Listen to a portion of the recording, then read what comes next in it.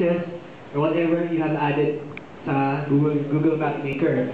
So right now, paano natin makikita yung mga in-edit natin or mga in-add natin sa Google Map Maker? So hindi yan basta-basta lalabas ng dyan. Kasi kailangan mo na i-verify ng someone yung mga in-add natin sa Google Map Maker. So hindi kailangan na administrator ka or naka 100,000 edits ka na para maging reviewer sa Google Map Maker. So kahit na isang edit pa lang ginawa mo, you can still be a reviewer. So, paano mangyayari yun? So, demo ko na lang.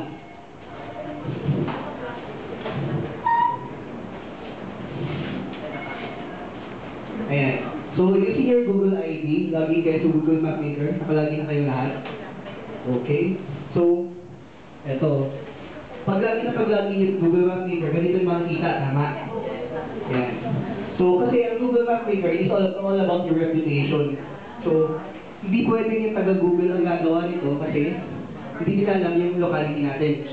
So, paano nila malalaman may Eat Burger sa kanto? Eh, nasa US naman sila.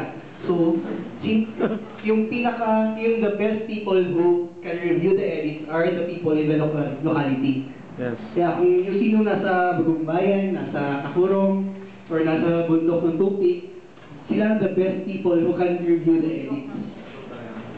So,